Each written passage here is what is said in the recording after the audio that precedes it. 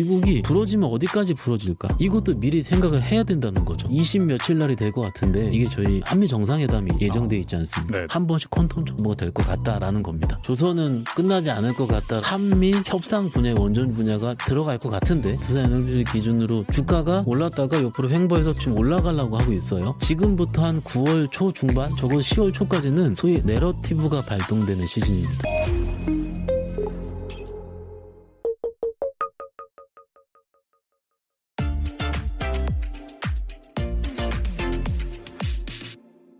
지난주 하나 필리 조선소가 첫 상선 건조에 돌입했다고 합니다.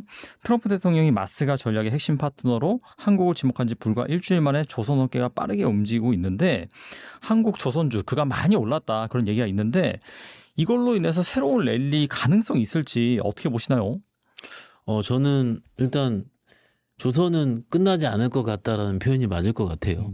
끝나지 않을 것 같다가 뭐냐면은 많이 오르긴 했으니까 지금. 그렇죠. 네. 일반적으로 많이 올랐습니다. 많이 올랐는데 이거죠. 지금 오른 주가를 미국의 이런 마스카 프로젝트부터 시작해서 이런 것들이 정당화할 수 있을까라는 것부터 시작을 해야 되지 않겠습니까? 이 지금 마스카 프로젝트 관세 타결되기 이전의 논리는 뭐였냐면 아마 기억을 하실 겁니다. 3분기 중에 LNG선 발주가 나와야 된다. 이게 첫 번째 트리거가 됐을 거예요. 근데 아직은 안 나오고 있어요. 그리고 이것도 역시 기다리고는 중이고요.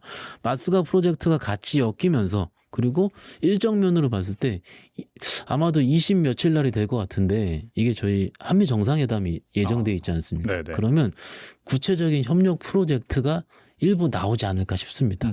그렇기 때문에 오늘 제가 현장에서 얘기한 거 그대로 말씀드리자면 적어도 그때까지는 조선주가 크게 부러지지 않을 것 같습니다라고 얘기를 했어요. 왜냐면은 최근에도 오르긴 올랐는데 또 흔들릴 때 많이 흔들려요. 조선주도 또 올랐기 때문에 수급이 이쪽으로 쏠리지 않으면 그런 거고 러프한 내용이 뭐냐면은 미국 군함 MRO잖아요. 이 MRO는 한국에서 진행된다는 얘기가 나오지 않습니까? 이게 뭐냐면 기본적으로 미국 같은 경우는 인도 지원 그리고 정비 지원이 계속 되니까 한국에서 MRO 사업을 해야 되겠다라는 부분 당연히 알고 있을 거고요. 그렇기 때문에 미국 내에서도 우리 쪽으로 발주가 충분히 초기에는 왜냐하면 이게 우리가 그런 걱정 많이 하잖아요. 기술 유출이라든지 이런 거는 당장 지금 뭐 추가적으로는 뭐 국가적인 프로젝트로 그런 걸 당연히 방지를 해야겠죠. 당연히. 그렇지만은 일단 조선소 하나 건립되는데 꽤 오랜 기간이 걸리는데 물론 우리 질문의 내용처럼 필리조선소의 첫 사업을 이제 떠서 시작을 할 것 같은데 이런 것들은 그냥 이미 시작되는 과정 중에 하나라는 보는 거고 그렇기 때문에 꾸준할 가능성이 큰데 지금 밸류에이션이 용인되려면은 추가적으로는 다른 것들 그러니까 LNG선 발주라든지 혹은 MRO 프로젝트가 하나씩은 주스로 혹은 수주로서 나오는 것이 확인이 돼야지 여기서 한 번씩 퀀텀 정보가 될 것 같다라는 겁니다. 그리고 2분기 실적 잠깐 말씀 좀 드리자면은 이거죠. 2분기에 어느 업체들이 잘 나왔냐면 엔진 업체들. 엔진. 엄청 네. 잘 나왔어요.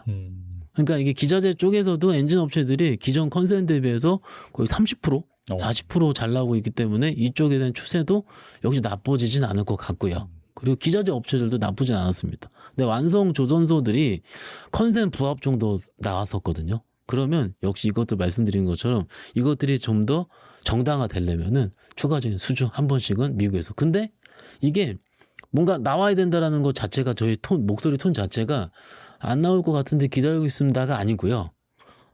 곧 나올 것 같은데 언제인지 모르겠습니다가 맞는 것 같아요. 왜냐면 지금 이거는 아까 정상회담 일정도 좀 말씀드리긴 했는데 아마도 협력상으로 한 번씩은 나올 가능성이 여태까지 나오지 않았었나요? 그죠? 그래서 저는 좀 기다리고 있는 편이 말씀드리고 있습니다. 하나오션 급등세를 보이면서 조선 관련 전반에 관심이 쏠리고 있는데 네. 뭐 이거 말고 또 주목할 만한 조선주가 있을까요? 아까 말씀드린 것처럼 엔진 회사들 실적 좋은 거 기자재 업체들 좋은데 다소 급하다라는 거 다소 급합니다. 그렇기 때문에 조선 업체들을 매매할 때 팁은 원래 좋았는데 다소 조정을 받을 때 조금씩 사는 게 맞을 것 같다. 물론 여러분들 입장에서는 지금 위치가 어느지 알고 하는데요. 엄청 오르긴 올랐습니다. 올랐기 때문에 떨어질 때 천천히 그런데 각 회사별로 밸류에이션 한번 열어보고 레포트를 열어보시죠. 그 나온 내용이 3분기까지도 이연이 될지 아마 근데 올해 나오는 거는 2, 3년 전에 수주받은 내용이 지금 이익으로 현실화되는 과정이거든요. 그렇기 때문에 바로 꺾이진 않을 거예요. 그러면은 적당한 수준까지 빠지는 걸 보고 나서 사시는 게 맞을 것 같고요. 다 싫다 이러실 수도 있잖아요. 그러면은 지금부터 ETF 분할 매수. 차라리 조선 업종을 모아놓는 ETF들이 3-4종류가 돼요. 그리고 에버리지 ETF도 나온 것으로 알고 있는데 이런 식으로 우리 투자자분들의 뭐 입맛에 맞는 그런 식으로 하는 것도 충분히 ETF도 가능하거든요. 얘기 나온 김에 ETF 조금 강조시켜드리는 이유가 뭐냐면 우리가 소위 주식을 털리는 가장 큰 이유는 개별 종목이에요. 개별 종목이 그거가 먼저 꺾이기 때문에 그렇거든요. 편하게 최근 입장에서 제가 오늘 기준 말씀드립니다. 하나오션이 빡 꺾였어요. 많이 올랐던 게. 그러면은 그 전까지 시장에서 어떤 얘기하냐면 하나오션이 제일 좋다라고 얘기를 합니다. 안 꺾이고 있으니까는 제일 세게. 그거 팍 꺾이면은요 많이 올랐으니까라고 얘기를 합니다. 무슨 얘기냐면 시장의 그날의 기초 체력, 그날의 컬러에 따라서 해석하는 게 계속 달라지기 때문에 그래요. 올라가는 시장에서는 하나오션이 짱이죠. 왜냐면 가장 세게 올라가고 있고 MR로부터 시작해 필리존은 다 좋으니까는. 그런데 만약에 여기서 꺾이게 된다면 많이 오른 거가 부담이 된다라는 거예요. 그렇죠. 그러면은 지금처럼 실적 발표 다 끝난 상황에서 그 다음에 내러티브가 있을지 모르는 컨셉은 여기서 저는 컨셉을 LNG로 잡으면 좋을 것 같거든요. 그렇죠. 그러니까 LNG 선에서 파생된 섹터들 있지 않습니까? 여러분들. 그런 것들을 지금 많이 안 올랐어요. 오히려 차라리 그런 식으로 천천히 분할매수 하신다면 제가 보기에는 조선 섹터 내에서 여러 가지 컬러가 있으니까는요. 잘 고민하시면 어떨까 말씀드리고 있습니다. 그리고 두산 에너빌리티가 최근에는 중동, 동남아 가스 발전까지 수주에 성공하고 있습니다. 2분기 실적은 부진했지만은 한미 협상에 원전 분야가 포함되면서 하반기 기대감도 역시나 커지고 있는데 앞으로 성장 동력은 충분하다고 볼 수 있을까요? 일단 우리가 원전을 얘기를 할 때 나쁘게 얘기를 하면은 여태까지 수주만 받아는 너무 비싸다. 두산 에너빌리티 기준으로 올해 PER 한 600-700배 나올 거예요. 비싸죠. 비쌉니다. 네네. 비싼데 주가가 올랐다가 옆으로 횡보해서 지금 올라가려고 하고 있어요. 그게 된 원인이 뭘까라고 생각했을 때는 AI죠. AI 낙수 효과가 끝나지 않을 것 같고요. 기본적으로 우리가 알고 있는 주도주라고 얘기를 할 때 AI 낙수 효과 혹은 이런 것들은 대부분 미국에서 태어나게 됩니다. 아까 제가 뭐 하이닉스 얘기할 때도 혹은 어디 얘기할 때도 AI 계속 말씀을 드리는데 빅테크들이 계속 캐파 투자를 진행되고 있는 상황에서 전력 부족은 계속되고 있고 이 전력 부족을 메우기 위해서 미국 트럼프 정부는 굉장히 큰 원전 발전 계획을 세워놓고 있고요. 이것이 우리나라 아시아의 전체 업체들의 TAM이라고 그러죠. TAM 합치더라도 미국 쪽이 조금 높은 상황이기 때문에 만약에 우리 질문처럼 한미 협상 분야의 원전 분야가 들어갈 것 같은데 들어가게 돼서 구체적으로 된다면 우리의 원전 팀이 들어가지 않을까라는 추측도 하고 있습니다. 그러면 만약에 들어가게 되면 어떻게 됩니까? 밸류에이션이 멀티플을 정당화시킬 정도로 많이 올라가도 상관이 없게 되는 거죠. 지금까지는 우리가 뭐 유럽이라든지 다른 나라 국가 수주하다가 미국 수주가 계속될 수 있다? 이런 것들이 만약에 나온다면은 밸류에이션 주는 거는 굉장히 크게 될 겁니다. 두 번째로 봤을 때 우리가 알고 있는 원전에 소극적이었던 독일, 일본, 원전 완전 싫어했던 국가들이잖아요. 이런 국가들이 지금 원전으로서 한 발씩 들어가 있는 모습을 봤을 때는 이것도 역시 글로벌 트렌드라고 보는 게 맞을 것 같습니다. 그런데 이게 저처럼 밸류를 보고 좀 싼 종목들 찾아다니는 게 좋아하는 입장에서 봤을 때는 다소 가파르고 다소 좀 비싸 보일 수 있다는 건 인정을 합니다. 그런데 제가 이제 시즌을 좀 말씀을 드리는 편이에요. 그런데 지금 실적 발표가 2분기 거의 끝날 시즌입니다. 지금. 그러면은 지금부터 한 9월 초 중반, 적어도 10월 초까지는 소위 내러티브가 발동되는 시즌입니다. 내러티브가 발동되는 시즌의 특징은 뭐냐면 뭘 매매해야 되냐면 뉴스 많이 나오는 거. 그렇죠. 다소 비싸더라도 우리가 이거 실적 때문에 기관들이 혹은 외국인들이 팔지 않아도 될 것들을 매매해도 되는 시즌이긴 합니다. 이게 아마도 이런 얘기는 저만 알 것 같은데, 그죠? 왜냐면은 이게 시즌별로 나눠서 매매해야 되는 게 맞아요. 근데 지금은 충분히 2분기 실적 발표하고 내러티브가 발동되는 구간이긴 하니까 해볼만 하다라고 개인적으로 느끼는 중이고요. 그렇기 때문에 우리 투자자분들 입장에서는 조금 알죠, 제가. 왜 이게 지금 처음에 4월 달까지만 하더라도 대개서부터 시작을 했는데 5월 달, 6월 달 내리 올랐거든요. 그런데 왜 빠지지 않고 지금 위치를 유지하고 있는지도 아까 말씀드린 논리대로 생각하신다면 그 판단은 여러분들에 맡기도록 하겠습니다. 그리고 두산 에너빌리티 외에 주목할 만한 또 원전 기업들 뭐가 있을까요? 일단 국내 입장에서 두산 에너지를 빼놓고는 대부분 개인적으로는 뭐 한국전력이라든지 혹은 현대건설 같은 기존에 올랐던 원전이 기반이 돼서 이런 종목들이 대부분인데 이게 지금 최근에 약간은 건설주들이 있는 종목들이 좀 약화되고 있어요. 요거는 뭐 이 내용은 알고 계실 텐데 이게 밸류를 어떻게 주느냐의 문제이긴 한데 이전처럼 같이 건설주가 스친 종목들이 원전이 스친 종목들이 올라가는 건 제 색깔은 좀 바뀔 것 같고요. 이럴 때는 좀 비겁할 수도 있는데 일단 본주를 매매해야 됩니다. 부산에 그게 좀 맞을 것 같고 본주를 매매하되 그것도 부담스러울 수 있거든요. 그러면은 원전 N 전력기기 ETF가 있는 것으로 알고 있어요. 이런 식으로 어차피 A의 낙수 효과가 떨어지게 되고 전력기기 원전은 비슷한 결이긴 하거든요. 미국 입장에서 미국 종목들도 비슷하게 움직여요. 물론 변동성이 큰 거죠. 그런데 우리 투자자분들 입장에서 봤을 때는 이런 것들을 조금 해지시킬 수 있는 겁니다. 원전은 비싸요, 다소. 근데 전력기기는 실적이 답보가 되어 있습니다. 그렇죠, 여러분들. 이 답보되어 있는 이 시즌에서 매매를 할 때는 충분히 두 개 해치할 수 있는 섹터를 가지고 매매를 해야 되는데 그 ETF가 있으니까는 종목들 열어보시면 좋은 종목들만 들어가 있는 것으로 제가 오늘도 확인을 했어요. 그런데 이것들을 다소 우리 투자자분들이 제가 현장에서 권유를 좀 해보니까는 뭐라 그럴까요? 낯설다고 안 하시는 편이 커요. 안 해봤다. 네. 그리고 이런데 제가 ETF는 올 때마다 말씀을 드리는데 시대가 바뀌고 있습니다. 예, 정말로. 옛날에 내가 한 종목과 그 얼마나 먹어 이렇게 ETF 많이 안 올라 이렇게 하시지 말고요. 오히려 내가 그 섹터를 꾸준하게 들고 있으실 거는 적은 변동성이 꾸준하게 오르잖아요. 우리가 이러기 때문에 주식을 팔잖아요. 그러니까 이렇게 올라가는 것들을 오히려 ETF가 많이 있으니까는 이런 식으로 생각하시는 게 어떨까 싶습니다. 좋은 투자 아이디어 많이 말씀해 주셨는데 이 밖에 주목할 만한 투자 아이디어가 있다면 무엇이 있을까요?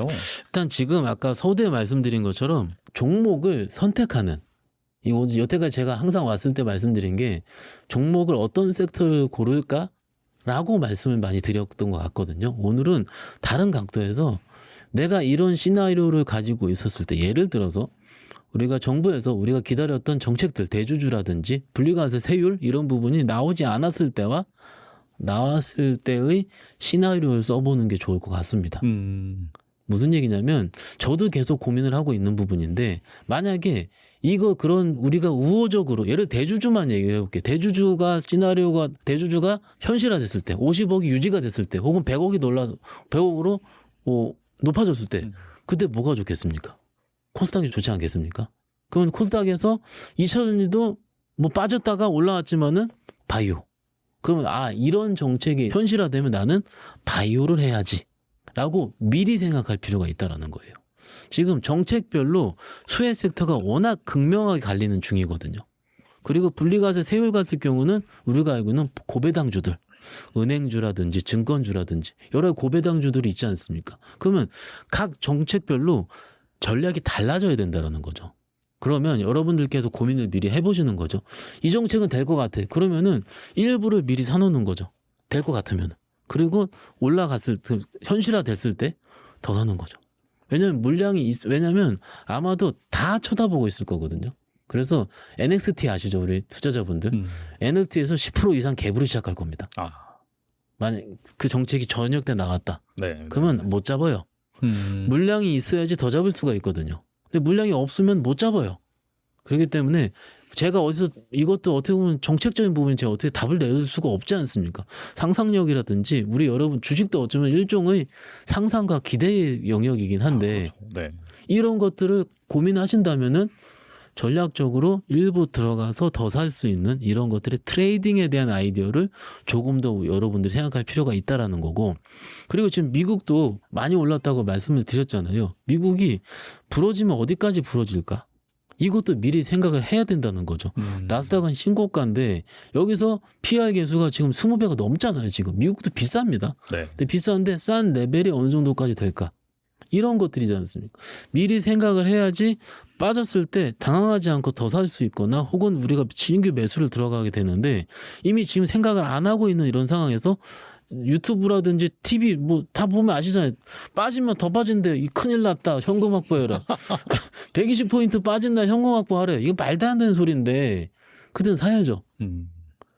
아무 준비가 안 돼 있는 상황에서 100포인트를 맞았다 했을 때는 하다가 손절밖에 안 나가는 이런 상황이 항상 보셨던 거지 않습니까? 그러면은 정책적인 부분, 미국의 위치에 대한 거, 이런 것들을 같이 가지고 있다면 저는 개인적으로 최근에는 현금이 조금 있어야 된다는 주의긴 하거든요.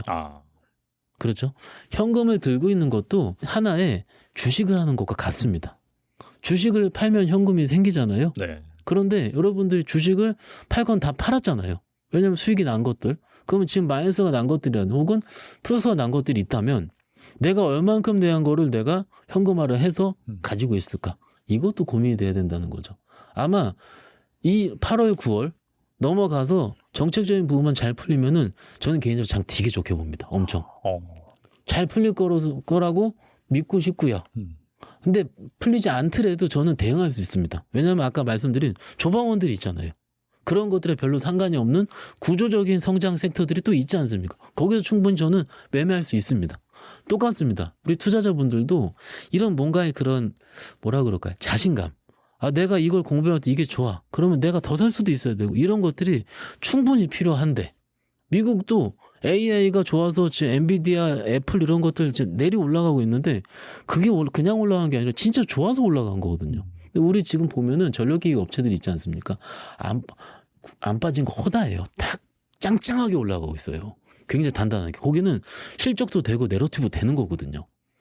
근데 그것들을 미리 들어가신 분들 아니면 지금 못 삽니다. 올랐기 때문에. 밑에 50% 올랐거든요.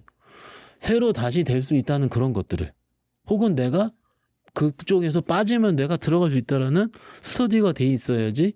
이렇지 않습니까? 3200이 지금 다소 어설픈 구간대예요. 지금 주식이. 지수도 그렇고. 그러면 정책적인 부분 발현됐을 때, 되지 않았을 때, 여기서 어떻게 이거를 미리 시나리오를 써놔야 이 다음에 내가 대응을 하고, 주식이 또 그때 내가 살아 있어야지. 정책적인 부분 실망 나왔다가 다시 좋아질 때, 그럼 우리가 또 수익을 나지 않겠습니까? 그래서 좀 어려울 수 있습니다. 그렇지만은 손을 놓지 않고 시장에 저희 채널 같이, 저희 방송을 같이 보신다면 충분히 저는 대응 가능한 시장이 될 거라고 믿어 의심치 않고 있습니다. 네, 시나리오를 가지고 또 적절한 현금을 확보한 상황에서 대응을 해라. 좋은 말씀 많이 해주셨는데, 제가 봤을 때는 어려운 건 아니에요. 어렵지 않습니다. 하지만은 예. 이걸 실행에 옮기는 게 맞아요. 어려운 것 같긴 한데, 맞습니다. 사실 이해하는 건 어렵지 않습니다. 그런 관점에서 항상 뭐 나의 그런 심리와 좀 반대로 내가 어려운 거 해냈을 때 사실 수익이 나오는 경우가 그렇죠. 많기 때문에, 그런 관점에서 또 부장님 말씀 잘 들어가지고 현금을 적절히 확보해 놨다가 오늘 말씀해 주신 돈이 될 만한 중요한 섹터들 잘 한번 보시면 좋을 것 같습니다. 네, 지금까지 박현산 부장님 나와주셔서 감사합니다. 감사합니다.